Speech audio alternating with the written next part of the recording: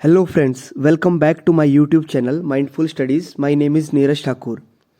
Now आज के इस वीडियो लेक्चर में हम कंप्यूटर फंडामेंटल से कुछ इंपॉर्टेंट MCQs देखने वाले हैं जो कि आपके रिसेंटली एग्जाम्स में पूछे गए हैं और मैंने उन्हीं MCQs को फिलहाल इस वीडियोस में कवर किए हुए हैं जिन MCQs की थ्योरी मैंने इस सीरीज़ में कवर करवा दी हुई है. So without any delay let's start the video. Video को शुरू करने से पहले एक इम्पॉर्टेंट चीज़ और, यदि आपने इस चैनल को सब्सक्राइब नहीं किया हुआ है तो आप इस चैनल को ज़रूर सब्सक्राइब कीजिए. साथ में बेल आइकन को दबाना मत भूलिए जिससे आने वाले जितनी भी वीडियोस है उसकी नोटिफिकेशंस आप तक पहुंच सके. Now let's start the videos. सबसे पहले जो इम्पोर्टेंट क्वेश्चन है आपके एग्जाम्स के लिए वो ये है कि what was the first computer developed by IBM. ठीक है, ये रिसेंटली एक एग्जाम्स में पूछा गया और ये कैसे पूछा गया इसको देखिए. आपके ऑप्शन में दिया हुआ था सिस्टम 360, ऑप्शन बी में है PC 5150, ऑप्शन सी में है सिस्टम 370 और ऑप्शन डी में है सिस्टम 7. नाउ इसका जो सही आंसर था वो था PC 5150. ये 1981 में डेवलप किया हुआ था IBM ने इसको 1981 में 1981 में डेवलप किया था और ये IBM का पहला पर्सनल कंप्यूटर था. इम्पोर्टेंट चीज़ इसमें से ये है कि IBM जो कंपनी है वो अपना फर्स्ट कंप्यूटर जो है PC 5150 को कंसिडर करके चलती है. ये सिस्टम 360 भी IBM का ही कंप्यूटर है, इसको 1964 में डेवलप किया था और ये 370 जो है 1971 के आसपास जो है IBM ने इसको रिलीज किया था. लेकिन IBM जो ऑफिशियली तौर पर अपना फर्स्ट कंप्यूटर मानकर चलती है वो मानकर चलती है PC 5150. तो उसका राइट आंसर जो है वो बी ऑप्शन है, PC 5150. ठीक है, तो ये आपके एग्जाम्स के लिए इंपॉर्टेंट क्वेश्चंस है, इसको जरूर इंपॉर्टेंट कंसिडर करके चलिएगा. दूसरा जो इंपॉर्टेंट क्वेश्चंस है वो ये what is the architecture of IBM main frame. IBM के जो मेन फ्रेम जो सीरीज थी कंप्यूटर्स की उनमें कौन सा आर्किटेक्चर इस्तेमाल किया गया था. आपके ऑप्शन ए है आपका x86 आर्किटेक्चर, ऑप्शन बी है ARM, ऑप्शन सी है Z आर्किटेक्चर और ऑप्शन डी है पावर आर्किटेक्चर. ये सारे जो आर्किटेक्चर है ये कंप्यूटर के आर्किटेक्चर हैं. आपको आंसर क्या करना है, जो IBM के जो मेन फ्रेम जो कंप्यूटर थे उनमें जो आर्किटेक्चर इस्तेमाल किया गया वो किया गया Z आर्किटेक्चर. ठीक है, ऑप्शन सी इसका राइट आंसर है. ऑप्शन ए x86 आर्किटेक्चर जो है ये जो है पर्सनल कंप्यूटर में ज़्यादातर इस्तेमाल किया जाता है. अगर पूछा जाए कि रिसेंटली जो पर्सनल कंप्यूटर है उनमें कौन सा आर्किटेक्चर इस्तेमाल किया जाता है तो पर्सनल कंप्यूटर्स के लिए जो है x86 आर्किटेक्चर है, ये याद रखना है. ठीक है, x86 आर्किटेक्चर जो है ये पर्सनल कंप्यूटर्स में ज़्यादातर यूज़ होता है और ये जो Z आर्किटेक्चर था ये IBM के मेन फ्रेम कंप्यूटर में इस्तेमाल किया जाता था. और ये याद रखना है जो x86 का जो आर्किटेक्चर का पेटेंट है वो फिलहाल इंटेल कंपनी के पास है. ठीक है, तीसरा जो इंपॉर्टेंट क्वेश्चन है वो ये है कि what is the unit of measurement for the computer storage. ठीक है, आपके ऑप्शन है ए बिट, बी है बाइट, सी है गीगाबिट, डी है किलोबाइट. तो याद रखना जब कभी भी आपके एग्जाम्स में कंप्यूटर स्टोरेज से रिलेटेड पूछा जाए कि कंप्यूटर स्टोरेज को मेजरमेंट करने की यूनिट क्या है तो आपका आंसर जो होगा वो बाइट होगा, ऑप्शन बी. ठीक है, किलोबाइट, गीगाबाइट, मेगाबाइट चाहे कुछ भी दिया होगा लेकिन जो बेसिक यूनिट है, ठीक है, चाहे आप किलो कर लीजिए, चाहे मेगा कर लीजिए या गीगा कर लीजिए, उसमें लास्ट में बाइट जरूर लगा रहेगा. तो बाइट जो है वो बेसिक यूनिट है मैं कंप्यूटर स्टोरेज को मेजरमेंट करने की जो बेसिक यूनिट है उसका नाम है बाइट. ठीक है, बिट में और बाइट में कंफ्यूज नहीं होना है, इसका राइट आंसर जो है ऑप्शन बी है, बाइट. ठीक है, अगला जो इंपॉर्टेंट क्वेश्चन है ये आपके एग्जाम्स के लिए सबसे ज़्यादा इंपॉर्टेंट क्वेश्चन है और ये रिसेंटली एक एग्जाम्स में पूछा भी गया कि what type of the CPU is used in most smartphones. Most smartphones ले लीजिएगा या मोस्ट एंड्रॉयड फ़ोन ले लीजिएगा. मोस्ट एंड्रॉयड फ़ोन पूछे जाए या मोस्ट स्मार्टफोन पूछे जाए उसमें जो यूज्ड होने वाला जो CPU है उसका नाम क्या है. उसका नाम है आपका क्वालकॉम स्नैपड्रैगन जो है वो मोस्टली जो स्मार्टफोन्स है या मोस्टली जो एंड्रॉयड फ़ोन्स है उनमें जो CPU इस्तेमाल होता है उसका नाम होता है क्वालकॉम स्नैपड्रैगन। तो आपका ये बिल्कुल इंपॉर्टेंट क्वेश्चन है, इसको जरूर नोट कर लीजिएगा अपने नोट्स में। अगला जो इंपॉर्टेंट क्वेश्चन है उसका नाम है what is the name of the circuit board that contains the computer main micro processor और मेमोरी चिप।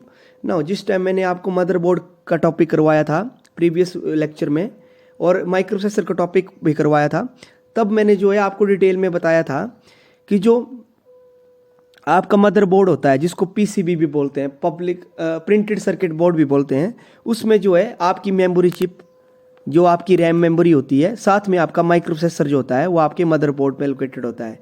और जब भी मेन सर्किट बोर्ड की बात हो रही होगी तो मेन सर्किट बोर्ड भी जो है कंप्यूटर का जो है वो मदरबोर्ड को ही बोला जाता है। ठीक है, तो आपका राइट आंसर जो है वो मदरबोर्ड है। ठीक है, अगला जो इंपॉर्टेंट क्वेश्चन है उसका नाम है which of the following is not a type of CPU architecture. ठीक है, सीपीयू का कौन सा आर्किटेक्चर नहीं है। ठीक है, जब मैंने माइक्रो प्रोसेसर का क्लासिफिकेशन टॉपिक करवाया था, अगर आपने वो वीडियो सारी वीडियो नहीं देखी है तो इस वीडियो के डिस्क्रिप्शन बॉक्स में मैं उन सब वीडियोस का लिंक डाल दूंगा, आप वहां से जाकर उन वीडियो को देख सकते हैं ना। जब हमने क्लासिफिकेशन ऑफ माइक्रो प्रोसेसर पढ़ा था तब जो माइक्रो प्रोसेसर के जो आर्किटेक्चर थे जितने भी इंपॉर्टेंट, हमने उन सभी आर्किटेक्चर को उस वीडियोज में कवर किया हुआ है। ठीक है, सबसे पहले है आपका ऑप्शन रिस्क, ऑप्शन बी है सिस्क, ऑप्शन सी है डीएसपी और ऑप्शन डी है विस्क। तो कौन सा आर्किटेक्चर जो है वो माइक्रो प्रोसेसर का आर्किटेक्चर या सीपीयू का आर्किटेक्चर नहीं है, तो ऑप्शन डी जो है वो सीपीयू का या माइक्रो प्रोसेसर का कोई आर्किटेक्चर इस नाम का नहीं होता है ना। ये जो रिस्क है इसका फुल फॉर्म होती है रिड्यूस इंस्ट्रक्शन सेट कंप्यूटर, और इसमें जो है फिक्स्ड नंबर ऑफ बिट्स का इस्तेमाल किया जाता है। ठीक है, इसमें फिक्स्ड आर्किटेक्चर होता है और ये जो है 32 बिट का जो इंस्ट्रक्शन सेट होता है उसका इस्तेमाल करता है ना। कॉम्प्लेक्स इंस्ट्रक्शन सेट कंप्यूटर भी एक इंपॉर्टेंट आर्किटेक्चर है जो कि मेनली जो है पर्सनल कंप्यूटर्स के लिए डेवलप किया गया है। ठीक है, तीसरा जो है ये डीएसपी है, इसकी फुल फॉर्म जो होती है वो डिजिटल सिग्नल प्रोसेसर होती है ना। ये WISC नाम का कोई आर्किटेक्चर सीपीयू का नहीं होता है, तो इसका जो राइट आंसर है वो ऑप्शन डी है, इस नाम का कोई आर्किटेक्चर नहीं है। ठीक है, अगला इंपॉर्टेंट क्वेश्चन देख लेते हैं। What is the primary functions of the CPU in computer system? Computer system में सीपीयू का प्राइमरी फंक्शंस कौन होता है। ठीक है, प्राइमरी फंक्शंस क्या है सीपीयू का, तो आपके ऑप्शन देख लीजिए। ऑप्शन ए दिया हुआ है to manage memory, option B दिया हुआ है to execute instructions, option C दिया हुआ है टू एलोकेट सिस्टम रिसोर्स, और ऑप्शन डी दिया हुआ है आपके पास to provide a user interface. ठीक है, देखिए अगर ऑप्शन ए को देखें टू मैनेज मेमोरी, ठीक है, अगर ऑप्शन ए की तरफ देखें तो आपने जब माइक्रो प्रोसेसर टॉपिक्स पढ़ा था तो माइक्रो प्रोसेसर टॉपिक्स में मैंने आपको बता दिया था कि जो माइक्रो प्रोसेसर का जो मेन पर्पज है वो जो है मेमोरी को कंट्रोल करना है और मेमोरी को मैनेज करना है। तो मेमोरी को मैनेज करना और मेमोरी को कंट्रोल करने का काम किसका है, तो वो है स्पेसिफिकली माइक्रो प्रोसेसर का। नाउ अगर ऑप्शन बी देखें टू एग्जीक्यूट इंस्ट्रक्शंस, तो हमने जब माइक्रो प्रोसेसर का टॉपिक पढ़ा था तो मैंने आपको तभी क्लियर किया था कि आप सीपीयू को और माइक्रो प्रोसेसर को दो अलग अलग चीज़ों में पढ़कर देखिए।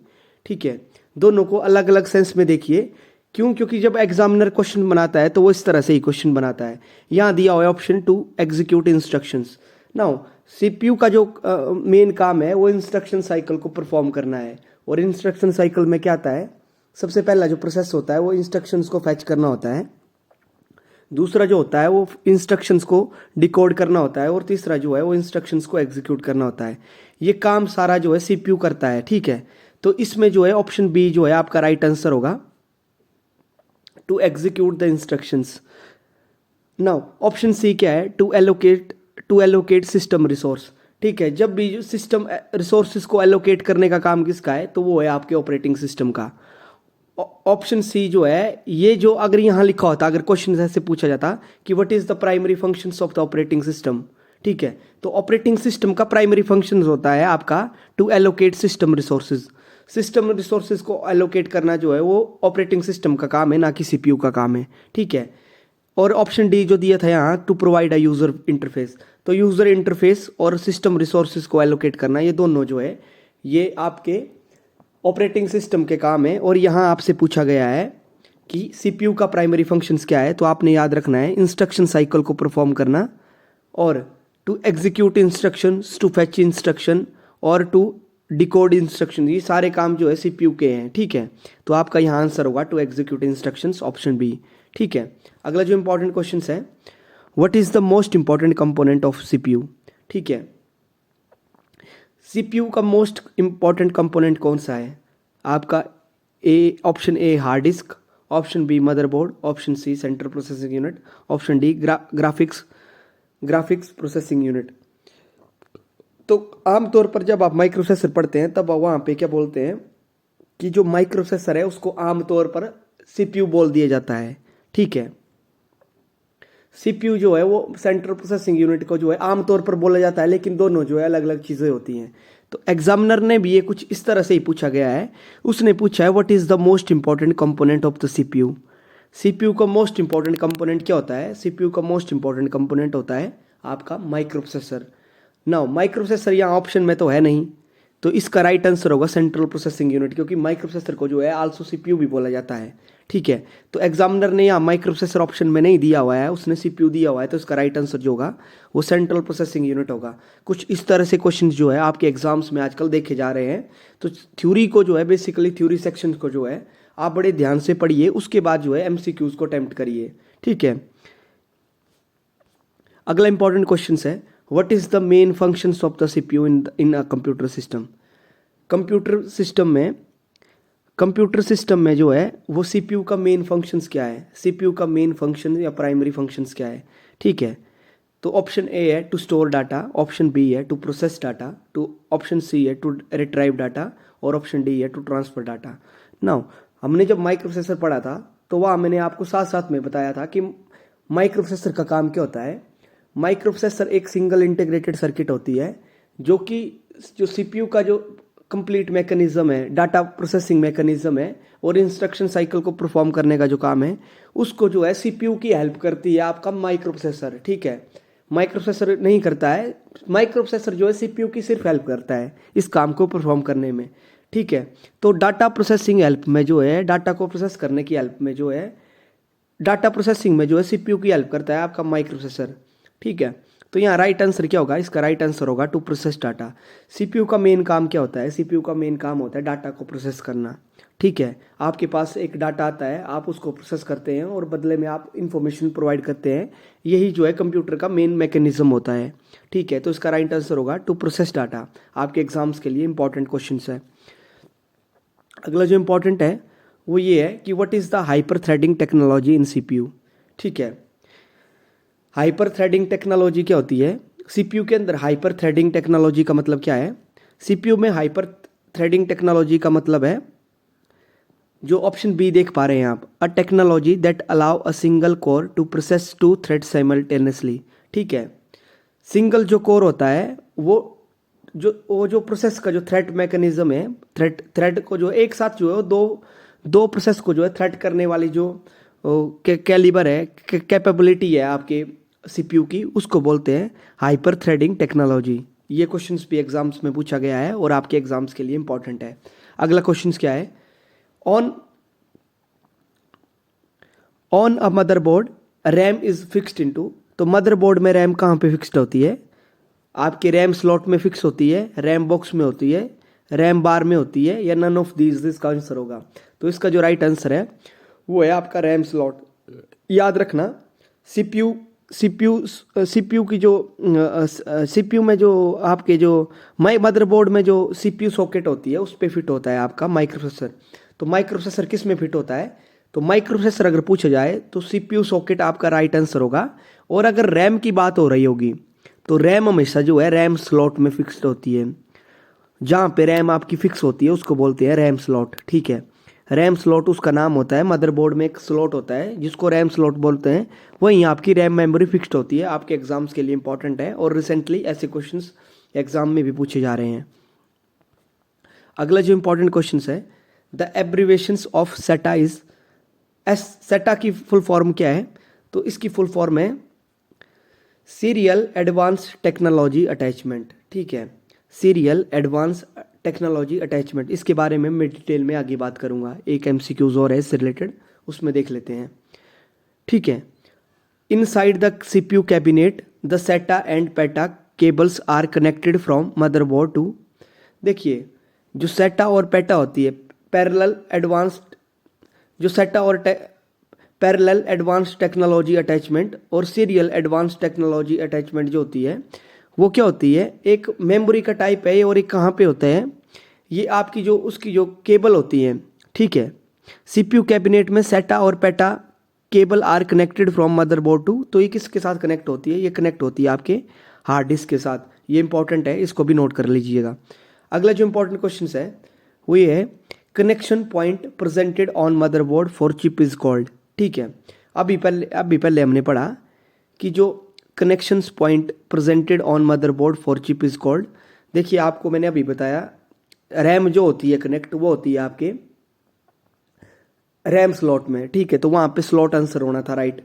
लेकिन यहाँ क्या बात हो रही है, यहाँ चिप की बात हो रही है। चिप क्या, जैसे हम माइक्रोप्रोसेसर पढ़ते हैं, माइक्रोप्रोसेसर कहाँ पे लगा होता है, आपके मदरबोर्ड में लगा होता है। और माइक्रोप्रोसेसर क्या है, एक सिंगल इंटीग्रेटेड चिप है।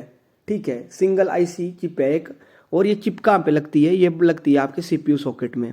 ठीक है, तो उसका राइट आंसर क्या है, वो सॉकेट है। ठीक है, इंपॉर्टेंट है आपके एग्जाम्स के लिए। अगला इंपॉर्टेंट क्वेश्चन है, connection point presented on the motherboard for chip is called. Connection point presented on a motherboard for a chip is called, तो उसको क्या बोलते हैं, तो ये सॉकेट थी आपकी। और अगला जो इंपॉर्टेंट क्वेश्चन है वो है, in the motherboard CPU is directly connected with. CPU directly किसके साथ कनेक्ट होता है मदरबोर्ड में, आपके ऑप्शन है north bridge, south bridge, east bridge या वेस्ट ब्रिज। तो याद रखना, नॉर्थ ब्रिज जो होता है सीपीयू में एक दो ब्रिज होते हैं, एक साउथ ब्रिज होता है, एक नॉर्थ ब्रिज होता है। देखिए, सीपीयू जो है वो डायरेक्टली कनेक्टेड होता है आपके नॉर्थ ब्रिज के साथ। ठीक है, नॉर्थ ब्रिज के साथ कनेक्टेड होता है, और साउथ ब्रिज के साथ, साउथ ब्रिज को जो है सीपीयू के साथ कनेक्ट करने का काम करता है आपका नॉर्थ ब्रिज। ठीक है, तो आपको ने इतना याद रखना है कि जब भी ये पूछा जाए कि सीपीयू डायरेक्टली किसके साथ कनेक्टेड होता है मदरबोर्ड के साथ, तो आपका आंसर होगा नॉर्थ ब्रिज। ठीक है, और अगर एग्जामिनर ये पूछे कि सीपीयू साउथ ब्रिज के साथ किसके साथ कनेक्ट होता है, तो साउथ ब्रिज को और सीपीयू को कनेक्ट करने का काम करता है आपका नॉर्थ ब्रिज, और सीपीयू जो डायरेक्टली कनेक्टेड होता है वो नॉर्थ ब्रिज के साथ होता है। ठीक है, अगला जो इंपॉर्टेंट क्वेश्चन है, south bridge is also called as a. ठीक है, तो साउथ ब्रिज को और क्या बोलते हैं, तो ये आपके ऑप्शन है host bridge, mother controller hub, sorry memory controller hub, input output controller hub, या ऑप्शन डी वीजीए। तो आपका जो राइट आंसर है वो है इनपुट आउटपुट कंट्रोलर हब। ठीक है, इनपुट आउटपुट कंट्रोलर हब को जो है साउथ ब्रिज के नाम से भी जाना जाता है। नाउ मेमोरी कंट्रोलर हब और होस्ट ब्रिज किसको बोलते हैं, तो ये हमने इससे पहले पढ़ा। नॉर्थ ब्रिज को जो है होस्ट ब्रिज और मेमोरी कंट्रोलर हब भी बोलते हैं, क्योंकि जो नॉर्थ ब्रिज होता है मदरबोर्ड में, जो नॉर्थ ब्रिज है वो मेमोरी को कंट्रोल करने का काम करता है। ना जो साउथ ब्रिज होता है मदरबोर्ड में, वो क्या करता है, वो इनपुट आउटपुट के जो मैकेनिज्म है, इनपुट आउटपुट का जितना भी प्रोसेस है उसको मैकेनिज्म करने, उसको कंट्रोल करने का जो काम है वो साउथ ब्रिज का काम है। ठीक है, आपके एग्जाम्स के लिए दोनों क्वेश्चन इंपॉर्टेंट है। अगला जो इंपॉर्टेंट क्वेश्चन है, फिलहाल के लिए आज के लिए इतना ही। ये वीडियो आपको कैसी लगी, वीडियो के कमेंट में ज़रूर बताइएगा, और साथ में इस चैनल को ज़रूर सब्सक्राइब कीजिएगा, साथ में बेल आइकन को दबाना मत भूलिएगा। Thanks for watching.